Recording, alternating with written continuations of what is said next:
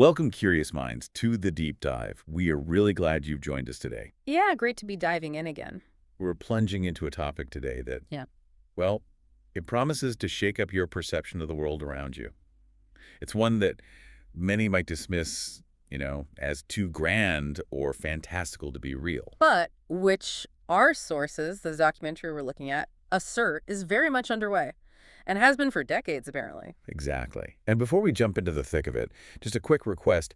If you find value in these deep dives, if they help you make sense of, well, this complex world, Which we hope they do. please take just a moment to hit that like button, share this with someone who you think needs to hear it, and definitely subscribe. It really helps us keep bringing you these explorations. It does. It helps the deep dives reach more people and grow our community of, let's say, informed thinkers. Okay, so our mission today. We're going to unpack the compelling and sometimes, let's be honest, quite provocative claims made in the documentary, The Agenda. Their vision, your future. Yeah, this film suggests there's this overarching plan, a plan for global control and societal transformation. It pulls together various voices, different perspectives. And what's really striking, like you said, is the documentary's assertion that what might seem like, well, like conspiracy theory. Right. It's presented not as speculation, not as just a theory, but as something actually happening and has been decades in the making. Yeah. That's a direct quote they emphasize. It's a bold claim right from the start. It is. So prepare for a journey into some really challenging concepts. We'll be looking at, well, everything from the resurgence of technocracy, digital control, a radical reinterpretation of global crises like climate change, and even a speculative look at the future of human society itself. And our role here, just to be clear, is to help you navigate these complex, sometimes confronting ideas. We're keeping our discussion balanced, informative. And crucially, strictly rooted in the source material provided. We're distilling the key claims, the evidence presented in the documentary. The aim is really to give you a clear understanding of perspectives put forth in the film itself. We're exploring why the film argues these seemingly disparate elements are interconnected. Part of a larger vision as they see it. Precisely. It's about helping you understand the narrative the documentary constructs and what it presents as the underlying intent behind major global trends. Okay, let's unpack this first part. The documentary opens with a really powerful, almost, haunting reference. It's Aldous Huxley. Right, Brave New World. Exactly. Yeah. He described his own novel as a fantastic parable about the dehumanization of human beings. In his vision, human inventions, our science, our tech, our social organization, All the stuff we create to help us. yeah, instead of serving humanity, they ultimately become its masters. It's this chilling reversal of roles where the tools we create end up controlling us. And what's even more striking is Huxley's later reflection on his own work. He wrote, and the film quotes this, "The prophecies made in 1931 are coming true much sooner than I thought they would." Much sooner. Yeah. The nightmare of total organization has emerged and is now awaiting us just around the next corner. That's pretty stark. It really is. And the documentary connects this directly to what it calls a fusion of the physical, the digital, and the biological world. This idea that technology isn't just changing how we live. But who we are. Right. Fundamentally altering us, leading to what some people in the documentary describe as an anti-human stance by certain powerful people. That's a heavy concept, anti-human. It is a deeply unsettling picture. So if we're talking about a world where our inventions become our masters, the documentary then immediately dives into this concept called technocracy. Right. And this isn't some brand new idea they just cooked up, is it? The film traces its history. Exactly. What are the roots they point to? Well, it has surprisingly deep roots, actually. It goes back almost a century. The documentary explains that the original technocracy movement started in the U.S. Okay. It was a group of engineers, scientists from Columbia University, and their core vision, well, it was pretty revolutionary for the time. In what way? They believed society would function much more efficiently, more effectively, if it were governed by an elite of selected experts, scientists, and academics. Instead of elected politicians. Exactly. They saw the democratic process as messy, inefficient. So this was a radical departure from how things were normally done. And their economic ideas were just as radical, right? It wasn't about markets or prices like we know them. Not at all. It sounds almost like central planning for resources. Yeah. They proposed replacing capitalism with a system that was not price-based, but instead based on resources and energy control over energy. Control over energy. Yeah. The documentary highlights their very mechanistic thinking.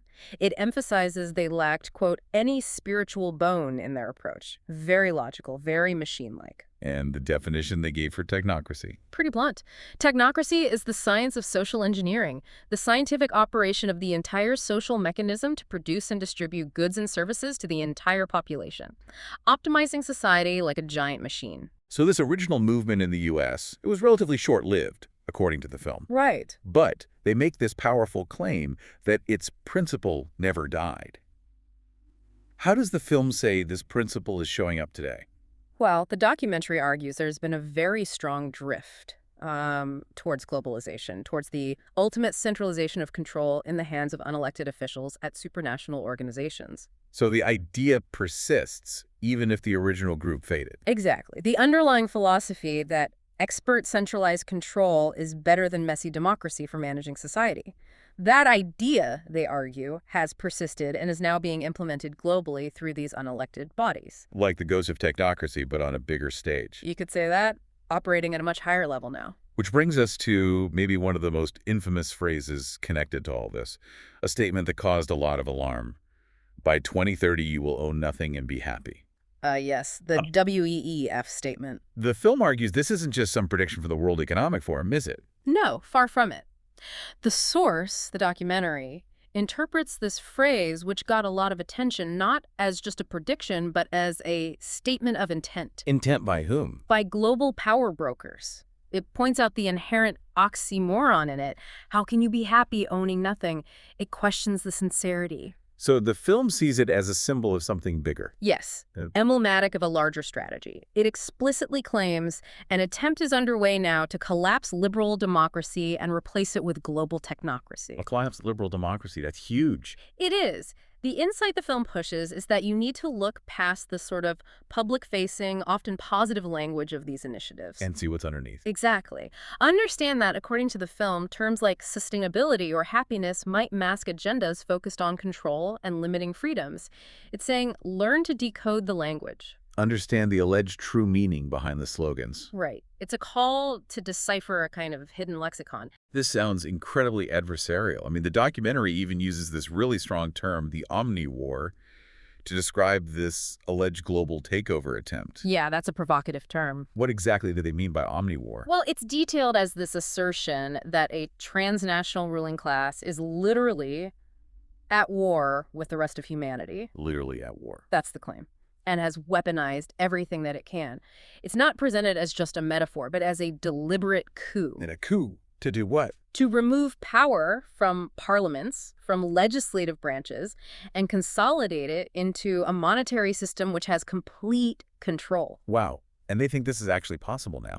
The documentary posits that this level of control is now entirely achievable thanks to tools like, well, total surveillance, artificial intelligence, digital IDs, and central bank digital currency. All the tech we're seeing emerge. Leading to what they call a gigantic and potentially irreversible potential for social control. So the key thing isn't just the term omni-war, but the film's assertion that this isn't some future threat.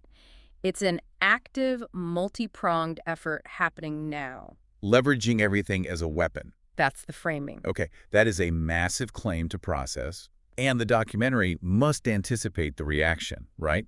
That people will hear this and think, that sounds like a conspiracy theory. Oh, absolutely. It addresses that head on. But it argues the term itself, conspiracy theory, has been weaponized. How?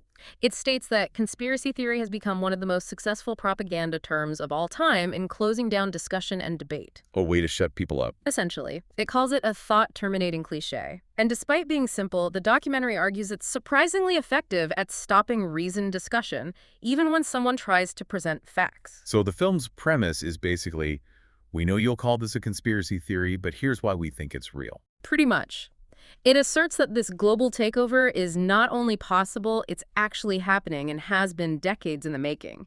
It's arguing the label itself is used to hide the truth. Okay, so if this alleged global takeover is decades in the making, like the documentary claims, let's talk tools. The film puts a huge emphasis on digital IDs. They really seem to see them as the linchpin. Absolutely critical. Essential to the project, is how they put it. And the warning is, The stark warning is that if they become compulsory, data on every detail of our lives will be monitored, stored, and monetized. Nothing in it, nothing would be private. nothing private. Total information awareness, basically. The key insight the film pushes is that digital IDs aren't just about convenience or proving who you are. They're foundational for something else. Right. A foundational technology designed, they argue, to facilitate a complete erosion of personal privacy and pave the way for pervasive control. And there's this unsettling analogy they use, comparing the rollout to younger generations to a drug dealer. Yeah, that's quite a comparison. Can you explain that? What's the progression they're suggesting? Well, the documentary paints this picture where younger people who are generally comfortable with tech, even enthusiastic. They like their gadgets? Right. They might not immediately see the long-term dangers.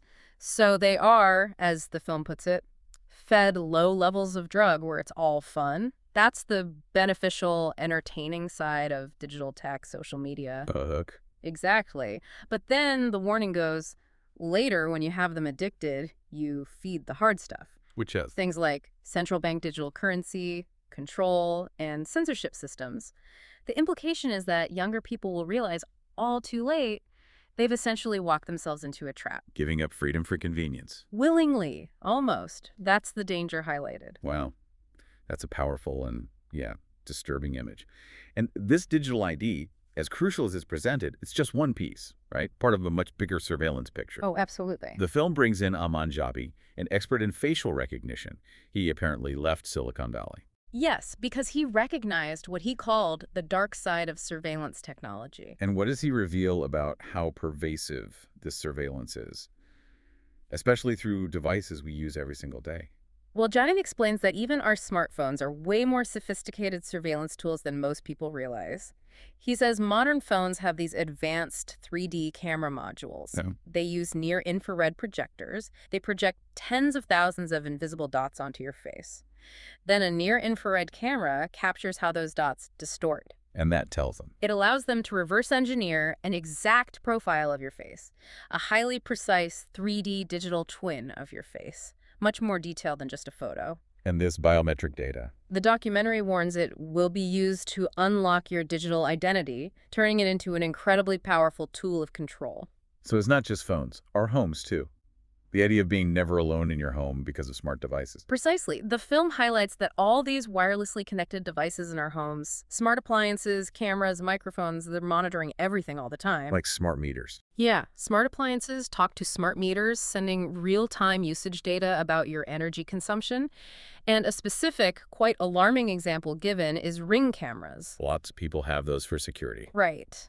But the film describes them forming a mesh network, tracking device location and usage inside the home, and sending all that data back to Amazon servers. Every smart device is potentially a data tap. And this web extends beyond our homes, out onto the streets, creating seamless tracking. Yes. The source points out that all modern vehicles are connected to the internet and are tracked all the time. Okay. Plus, there's this alleged network of smart LED poles and smart LED lights on highways and city streets. They form a wireless mesh network. Tracking what? This network, the documentary claims, tracks not just vehicles but also personal devices, smartphones, smartwatches 24/7, creating this comprehensive surveillance grid. And they mention health concerns too. Yeah. This constant pervasive data collection across wireless networks also raises concerns, according to the film, about electromagnetic radiation and its potential impact on health, another layer of alarm. This all sounds like it's building towards something. The documentary calls them smart cities and mentions geofencing, described as a way to pretty much lock up humanity. How do they explain that? That's the core claim. Smart cities are presented as a kind of superset of a 15-minute city, conceived, they argue, as a long-term plan to confine people within specific geographic zones. And they critique the language used by organizations like the UN and WEF. Sharply, arguing it's inverted. So while these groups talk publicly about sustainability and the good of the city, The real meaning, according to the film, is limiting mobility and no car ownership.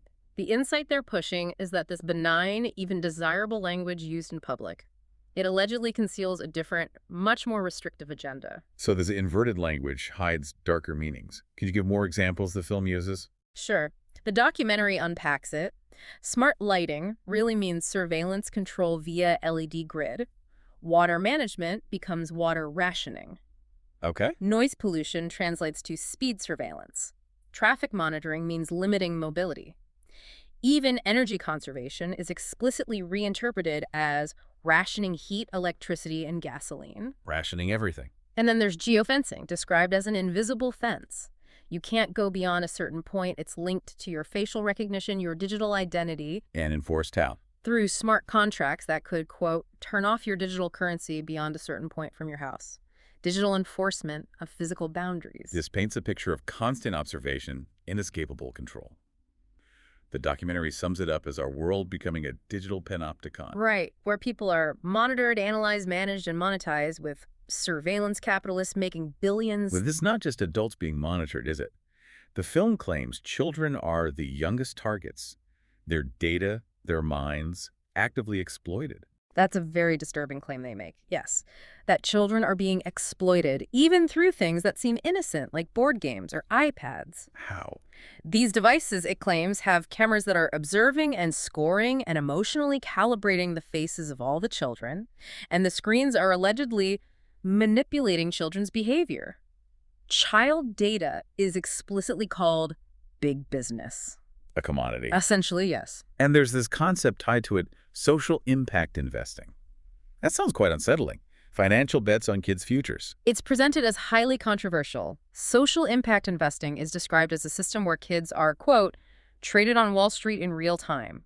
Traded. Bets are placed on their future success, like will they become a computer scientist? Will they hit certain diversity metrics? Children become essentially a commodity. Used to control behavior. That's the claim. To fully control the behavior of children, including how they behave regarding diversity, equity, inclusivity, etc., integrating children into a new financial system where their development is an asset for investment and manipulation.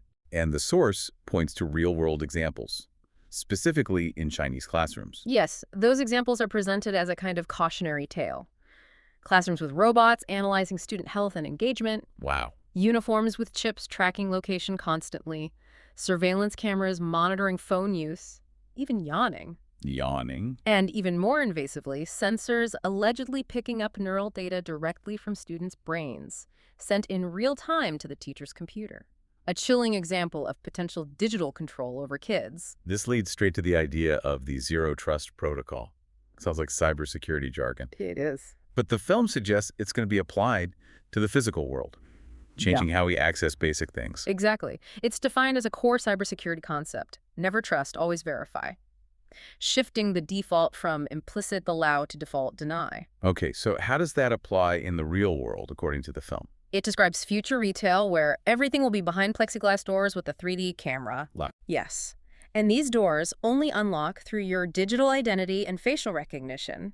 And critically, only if you have available carbon credits in your digital currency. Carbon credits. So it's tied to your environmental score. That's the assertion. It's not just security, it's transforming public spaces into individually gated access points managed by digital identity and a carbon credit system. So this isn't just limiting access, it's a literal rationing system built in, tied to personal carbon allowances. Precisely. The chilling consequence presented.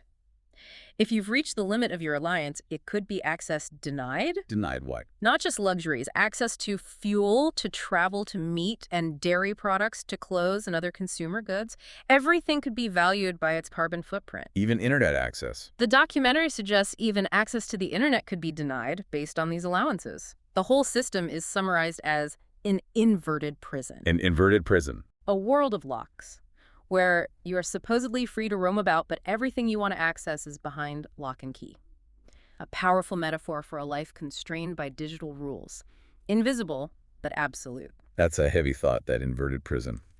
Let's shift gears. The documentary fundamentally challenges a foundational premise of our time, the climate emergency narrative itself. Yeah, this is where it gets really controversial. And it makes this incredibly bold claim, calling the whole carbon narrative a gargantuan lie. What do they argue is the real purpose behind this narrative? That's the central argument, and yes, highly controversial. It explicitly posits the whole carbon narrative was one gargantuan lie, a political maneuver to establish their brave new world. The political maneuver. Yes. The source even calls it a big lie told on such a scale that ordinary people simply would not imagine it to be possible. The core insight here is the film's attempt to completely reframe the climate discussion, Suggesting it's not about the environment. suggesting that rather than a straightforward environmental crisis, it's presented as a meticulously constructed narrative. Designed, they argue, to facilitate a specific political and economic agenda: global governance. It's about control, not protection, according to the film. And to back up this audacious claim, the documentary presents evidence challenging the popular narrative. It cites John Christie, a climate scientist known for satellite temperature records. Right. Christie's data, based on satellites covering the whole globe, reportedly shows a modest warming, about 1.5 degrees per century. Which he sees as manageable. He considers it certainly something that's manageable and the Earth has seen before. He notes that, yes, we're warmer than the 19th century, which was unusually cool. But compared to other times. He says current temperatures are about the same as we were 1,000 years ago and certainly cooler than we were about 5,000 to 8,000 years ago, challenging the idea of unprecedented warming. And what about CO2 itself? The film highlights some stats about its actual concentration in the atmosphere. Yeah, putting it in perspective, the source points out the atmosphere is mostly nitrogen, 78%, and oxygen, 21%. CO2 is just a mere 0.04%. Tiny. And most of that 0.04% is natural, not man-made. This leads the documentary to ask, can man-made CO2 really be a problem? Implying it's too small to matter. It quotes a scientist suggesting that even if you blame all observed warming on CO2, it still results in a pretty modest warming, about 1.5 degrees, which is deemed certainly not a catastrophe at all. In flipping the script, the documentary argues CO2 isn't just benign, it's actually vital for the world's survival. That directly contradicts the usual narrative. It does. It emphasizes that the greater the concentration, the better plants grow. It cites NASA figures saying the world has become 14% greener in the last 40 years, attributing this directly to more CO2. Greener. Greener. And it explains that very low CO2 levels, like during ice ages, are actually dangerous because plants struggle to survive when the CO2 is at a low level. This makes the biosphere less diverse, less able to support animal life. So low CO2 is bad for life. That's the argument. Low CO2 is not good for the planet as a whole, reframing CO2 as life-giving, not just a pollutant. This contradicts so much of what we hear. And there's an even more controversial claim about ice core readings, suggesting CO2 levels follow temperature changes, not cause them. Yes, the documentary highlights data from ice cores, asserting that once the temperature starts to rise, you will see the carbon dioxide rise about 500 to 1,000 years after. So it lags behind. That's the claim.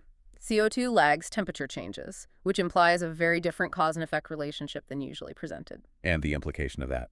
For the documentary, it means if CO2 follows temperature, then human emissions can't be the sole or primary driver of global temperature changes, undermining the central premise of human-caused climate change as understood by the mainstream. Okay, so if the temperature isn't rising catastrophically, and CO2 might even be good and lags temperature anyway, what about all the extreme weather we hear about constantly? Professor Christie, cited in the film, has a strong counterclaim there too.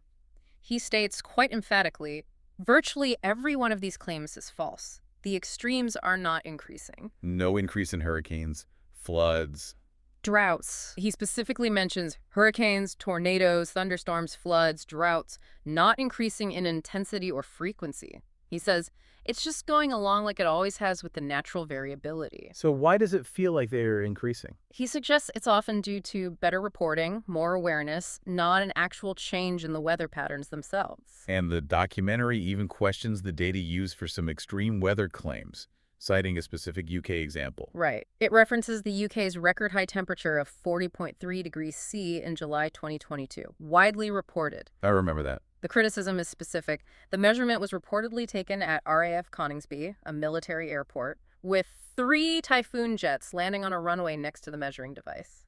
And the temperature spike allegedly lasted for 60 seconds. The film uses this to argue that, quote, sticking a thermometer up the backside of a jet aircraft is not probably scientifically the best place to measure temperature, questioning the validity of such data points. Suggesting potential manipulation or misrepresentation of data. That's the implication drawn. So if the scientific consensus is being challenged like this by the sources, how did this whole carbon story get started in the first place? The film points to one person, Reese Strong. described as the man who invented climate change, an oil tycoon, a Rockefeller associate, and a key figure in shaping the narrative. How? He was instrumental in forming the Club of Rome in 1968. Scientists, academics, industrialists met at a Rockefeller property in Italy. To discuss what? The impact of human activity on the planet. They concluded that current growth trends cannot sustain. This meeting, the film claims, laid the groundwork. And this Club of Rome published a second report in 1975 with a startling conclusion. Very startling. The report was called Mankind at the Turning Point. Its lead quote was, "The world has cancer and the cancer is man." Wow, humans as a cancer. And the solution they proposed, a new world economic order and a global resources allocation system, which the documentary explicitly equates to technocracy, top-down control of everything, including populations. The proposed solution to humanity's cancer was more centralized control. That's how the film frames it. And this is where the really controversial inventing the enemy idea comes in explicitly. The film quotes a Club of Rome document directly. Yes, a later Club of Rome document is quoted, and it's quite something. In searching for a new enemy to unite us, we came up with the idea that pollution, the threat of global warming, water shortages, famine, and the like would fit the bill. They came up with the idea. That's the quote presented. It continues. All these dangers are caused by human intervention. The real enemy, then, is humanity itself. The film uses this to strongly suggest a deliberately manufactured crisis, asking if they just made it up out of thin air. And Maurice Strong's influence didn't stop there. He established major global institutions. He was instrumental in setting up the IPCC, the Intergovernmental Panel on Climate Change, in 1988, which endorsed the thesis that industrial carbon dioxide was driving climate change. And the UN Earth Summit. His alleged masterstroke, according to the film, was leading the UN's Earth Summit in Brazil in 1992. That's where 179 nations committed to Agenda 21, the Plan for Sustainable Development. And the film points out potential conflicts of interest. Yes, it highlights Strong's involvement in the first financial carbon market and being a founding director of the World Economic Forum, despite his role founding the IPCC, raising questions about motivations, environment, or finance. Given all these claims, it's maybe not surprising the film talks about suppressing dissent in climate science, a funding bias. It claims almost all research grants in almost 40 years have gone on developing IPCC carbon dioxide theories, while anyone questioning it gets ridiculed, canceled, or has their career stalled. But funding for alternative explanations. Funding for research into natural variability is just not there. Because, the film asserts, the government is very clear that they want a catastrophic story, creating a huge disincentive to challenge the narrative. And the documentary makes this very bold statement. There is no single science paper that proves conclusively that humans control all or most of the global climate. That is the claim, suggesting if such a paper existed, you wouldn't hear the last of it. Instead, it argues the public gets a call to authority via the IPCC reports. But there is dissent. The film points out that almost 2,000 scientists and academics, including Nobel Prize winner Professor John Clauser, have signed a declaration saying there is no climate emergency. A Nobel winner. Yes.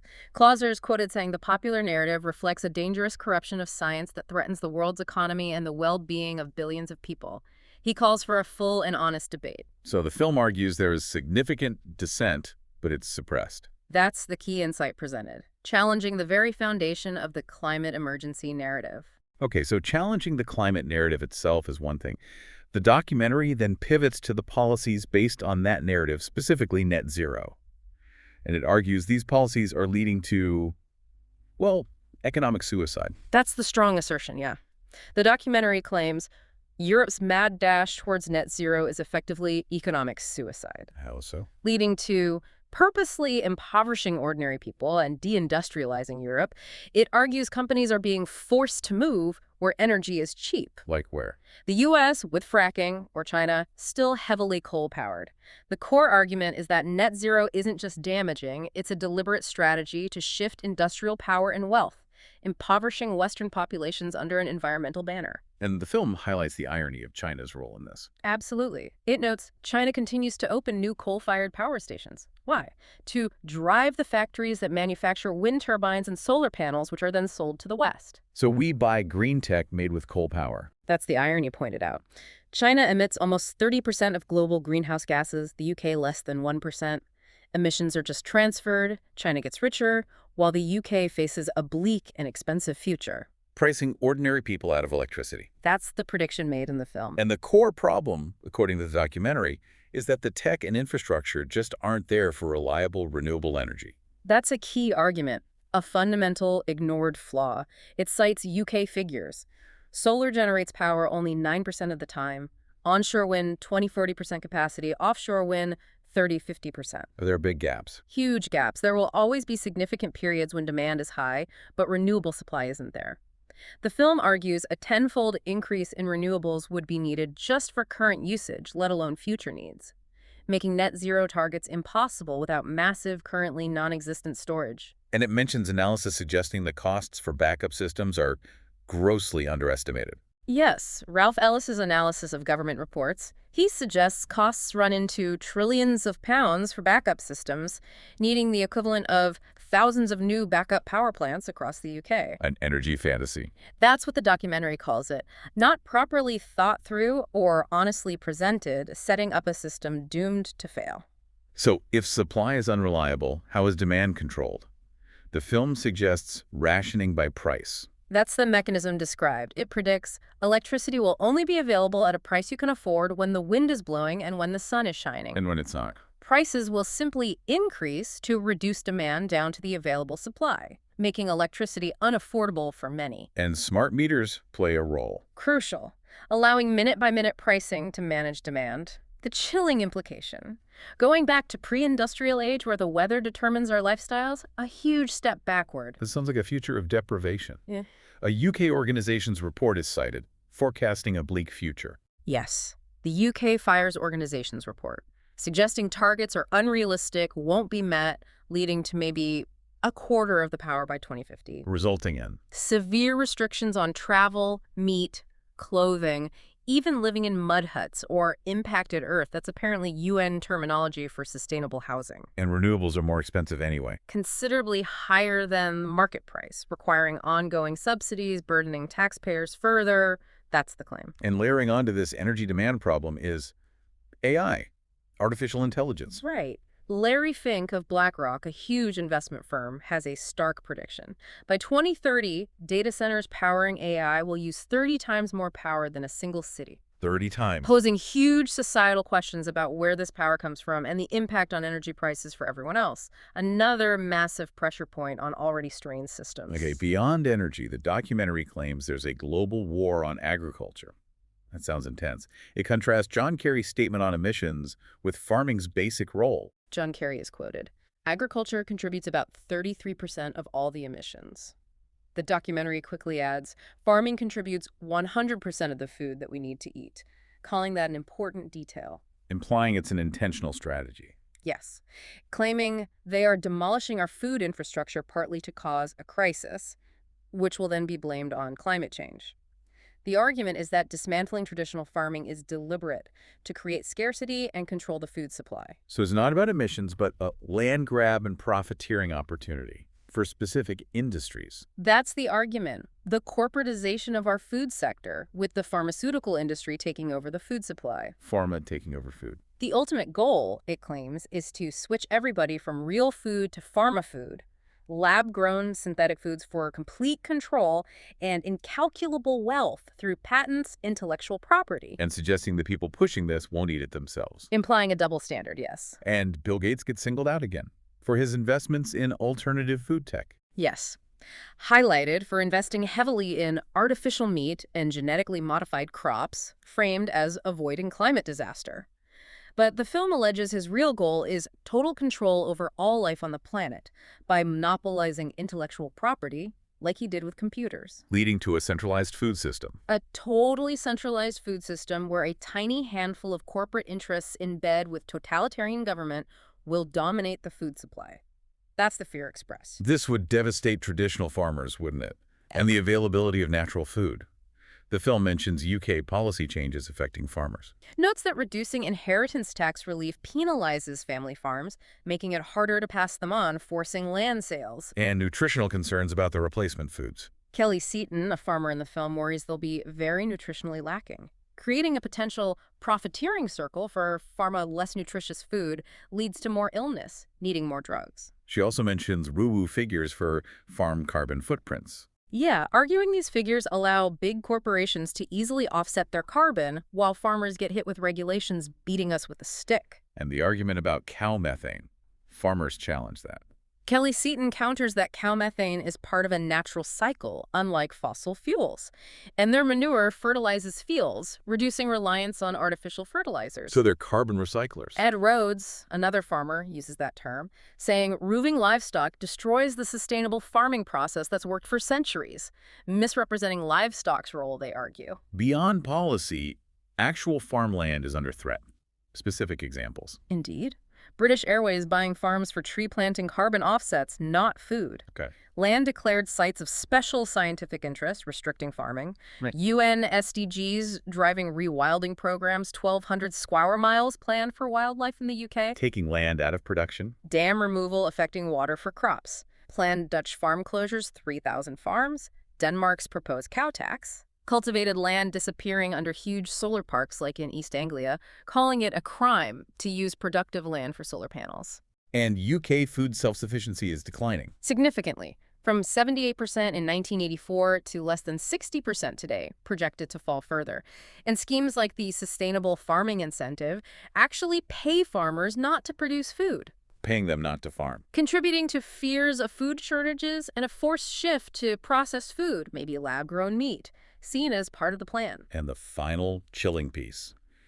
Programmable currency dictating what we eat. Catherine Austin Fitts warns, with programmable currency, while maybe no one in their right mind would ever eat this stuff, the engineered foods that can control your transactions, Dictating what you buy. they can dictate what food you can and cannot buy, like forcing you to buy pizza made with insect-based flour. Wow. So the conclusion is they created these crises. That's the assertion. Energy, food, water, air, resources, declaring essential things of life scarce. Why? Because things that are scarce you can control, creating artificial scarcity as a deliberate strategy for total control. So who are the alleged architects behind this grand vision, according to the documentary? It names some very well-known figures. Yeah, it lists names like Kissinger's, Rockefellers, Schwab's, Carnes, Strong's, Castins, calls them the architects of these globalist trajectories. And their belief is That the world needs top-down control for maximum efficiency. That's the belief attributed to them. but the documentary argues against that. Immediately counters it, arguing that centralization causes nothing but misery because it destroys the mechanisms of error correction, leads to doubling down on flawed policies instead of adapting. And the UN's Agenda 2030. Publicly, it's about a better world. Right, presented with worthy ambition. But the film claims it has a darker theme underneath, Which is? shifting influence and potentially power towards unelected world bodies. It notes the goals are far behind targets, suggesting this creates pressure to implement them, using the public good as a kind of smokescreen for a power transfer. The film then talks about Eunice, Orwellian doublespeak, a hidden language. Exactly. Alex Newman, a journalist featured, claims you have to learn Eunice to get their real meaning. Peacekeeping forces actually means the UN's war-making capabilities. Transparency, usually good, means eliminating your privacy, according to this view. Okay. Human rights aren't inalienable, but rights that can be restricted for public order. And gender equality is interpreted by some UN leaders as being about dissolving the nuclear family. So the public language masks a different agenda. That's the warning. A deceptive mask for more controlling agendas. Rosa Carell, an author, is quoted calling Agenda 2030 a blank check for totalitarian global control. That's incredibly strong. She called it the biggest public relations scam in the history of the world. And a blueprint, an action plan to inventory and control all land, all water, all minerals, all plants, all animals, all construction, all information, all energy, all means of production, and all human beings in the world. Inventory and control everything. That's the scope described. The film even cites a Yale study valuing the world's natural assets at $5 quadrillion, suggesting this could be the basis of the New World monetary system. Natural resources as collateral. So it's not just about protecting the environment, but controlling genetic material, natural resources, turning them into financial assets. That's the claim. Language is biodiversity conservation, but the intent, allegedly, is an international database with virtually all of the genetic material of all species, then start mixing and matching it. And Bill Gates is mentioned again. Highlighted again.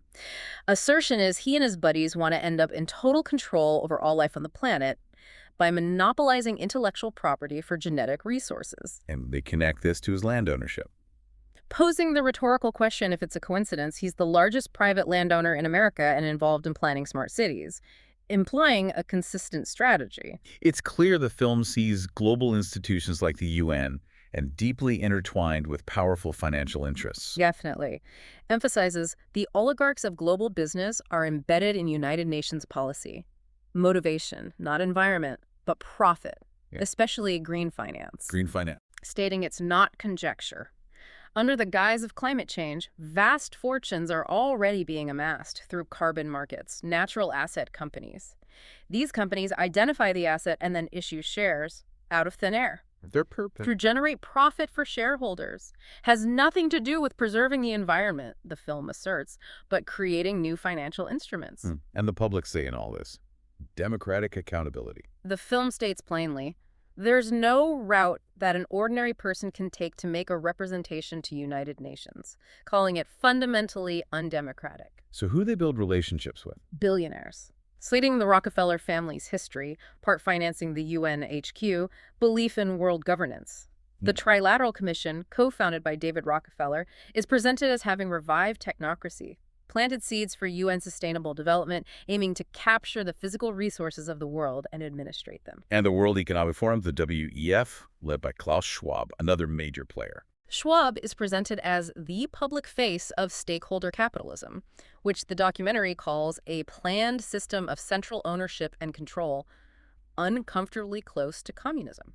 What is stakeholder capitalism, according to them? A partnership between global corporations, governments, and civil society NOs, non-governmental organizations, and so-called think tanks, all driven by finance, giving unelected and unaccountable oligarchs huge influence, if not control, over policy. Formalizing influence for unelected groups. Without democratic oversight. That's the core argument. And this connects to ESG metrics. Yeah. Environmental, social, governance. How are they used? ESG is explained as an attempt to turn financial power into governance without going through the democratic process, circumventing normal lawmaking. Oh. Larry Fink, BlackRock CEO, WEF board member, is quoted explicitly. They have to force behaviors like diversity mandates in companies through investment strategies. Forcing behaviors through finance. Creating a new form of political power that isn't accountable, isn't transparent, and it isn't democratic.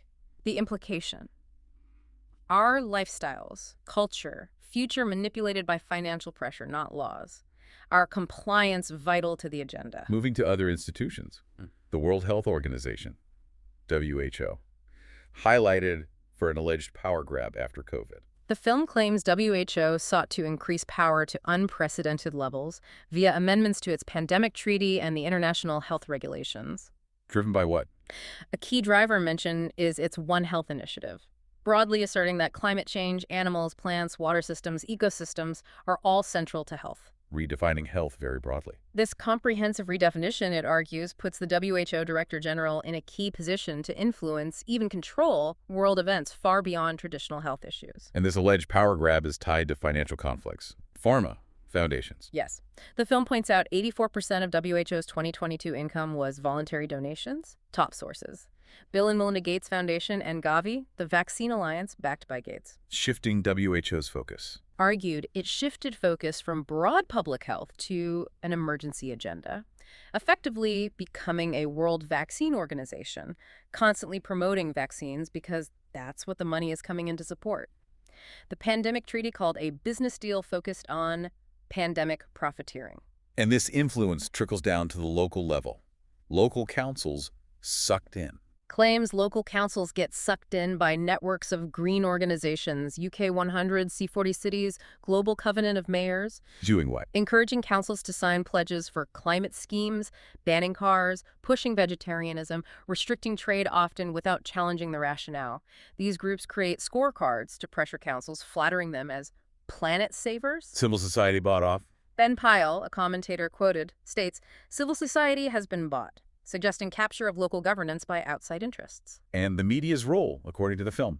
Primary propagandist. Asserts mainstream media consistently push the same story, actively excluding vast areas of climate science and skeptical scientists. Journalists trained in this. Described as being schooled in the carbon doctrine by groups like the Carbon Literacy Project, trained 1,000 BBC employees.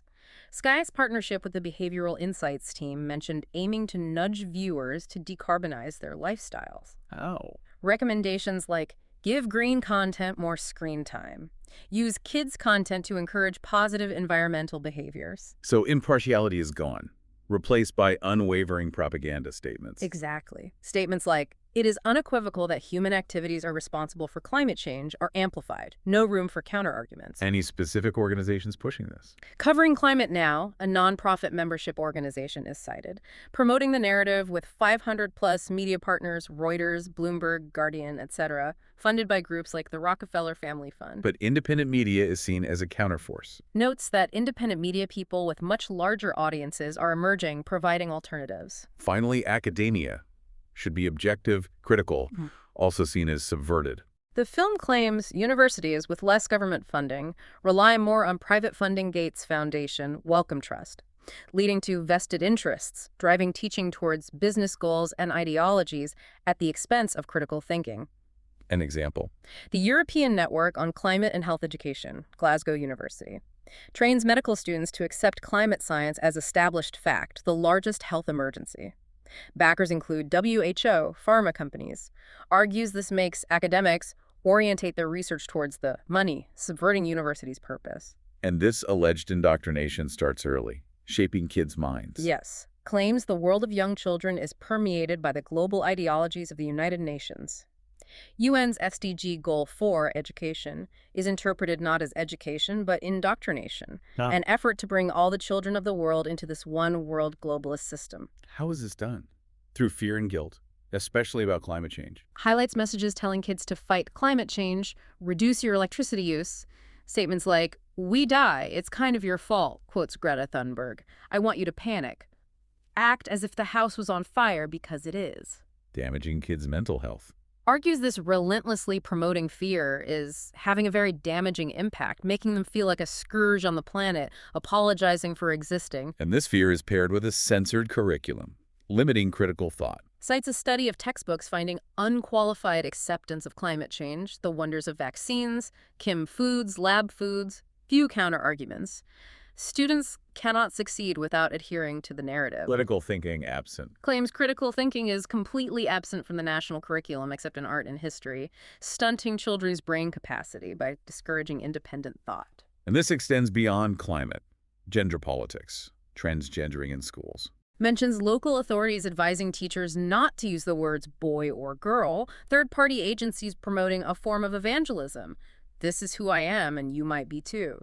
Encouraging social transitioning argued not to be a neutral act. And controversial WHO recommendations. Dr. Fraser criticizes WHO suggestions that 4-year-olds should learn about sexual stimulation, deeming it harmful. Teachers pressured to embrace the diversity dogmas, keep quiet for fear of reprisals, seen as a dereliction of duty. And the ultimate goal of all this, the documentary claims, transhumanism. Population reduction. Presents a chilling forecast. Yeah. Computers will outperform us, make humans redundant, leading to the question, what do we need humans for, or at least what do we need so many humans for? And the answer suggested. The best guess offered echoes Brave New World, keep them happy with drugs and computer games, culminating in transhumanism. The final piece. The ability to implant technologies inside human bodies, merge with tech, AI, metaverse, synthetic biology, suggesting who master those technologies will be the master of the world. So all these ideas, net zero, lockdowns, transhumanism, they're seen as connected, stemming from one core belief system. Presented as ugly stepchildren of anti-humanism, the film distinguishes two competing worldviews. One reveres humans as creative, cherishes flourishing, respects agency, believes top-down policies are incompatible. And the other. Regards humanity as scum or a blight, believes the earth needs rights to protect it from these horrible humans, expresses sadness that so many people live in the latter camp, a fundamental philosophical divide. So after that really extensive deep dive into the agenda, their vision, your future, the documentary leaves us with this stark call. a call to awareness, to action, the idea that once you've seen it, you can't unsee it. Yeah, that feeling of a point of no return for how you see Right. things. It suggests once people become aware of this alleged agenda, its different parts, you can't go backwards to being unaware. Yeah. And it posits that the powers that be have no choice but to keep pushing forward for their global technocracy, even if it means bargaining towards disaster as they try this controlled demolition of liberal democracy. Pushing towards this new system. Relentlessly, according to the film. And in response, the film concludes that we, the people, have no choice but to fight back against all of this. It places a lot of emphasis on transparency, on truth, as tools for resistance.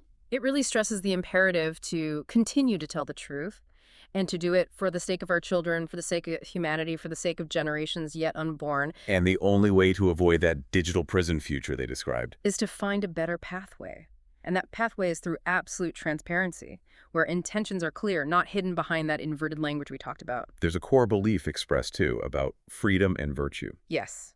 If I want to live as a virtuous human being, I need to live amongst people that are free, underscoring that fundamental link between individual integrity and collective liberty. And it leaves us with this powerful, almost defiant final thought about the strength of truth. The documentary concludes with this statement: one mustn't live on their knees, even if you have to die on your feet. You must share truth, because truth is the weapon for free people. A call to courage, to integrity. An active participation in challenging what the film presents as this profound threat to human freedom. And that really brings us to the end of this deep dive into the agenda, their vision, your future. We've explored the documentary's claims, this overarching, meticulously planned agenda for global control, societal transformation. Contrasting it with that fundamental call for individual freedom, for critical thinking. Yeah, from the reinterpretation of huge crises like climate change to the pervasive nature of digital control IDs, smart cities, and even looking at the future of human society itself. The source material presents a really stark, really challenging vision. It's a vision where your digital privacy, your food choices, your ability to move around, even your fundamental understanding of reality, could all be dictated by forces beyond democratic reach, according to the film. It presents a challenging perspective, definitely. A stark choice, almost, between a future of pervasive control, as they describe it, and the assertion of individual agency. It forces us to ask, doesn't it? What does it really mean to be free in a world that's increasingly connected, increasingly monitored? And what responsibilities does that freedom entail for you, the listener? How do you engage with information? How do you engage with the world around you, knowing these claims are being made? We really encourage you to consider the claims presented in this deep dive. Yeah. Maybe do some research beyond our discussion today. And definitely engage in critical thinking about all the information sources you encounter every day. The documentary and ultimate message, at the end of the day, is one of vigilance. And the profound power of individual truth-telling. Exactly. Thank you so much for joining us on the deep dive. We hope this conversation has given you some valuable insights, some things to think about. Until next time. Keep digging and keep thinking for yourself.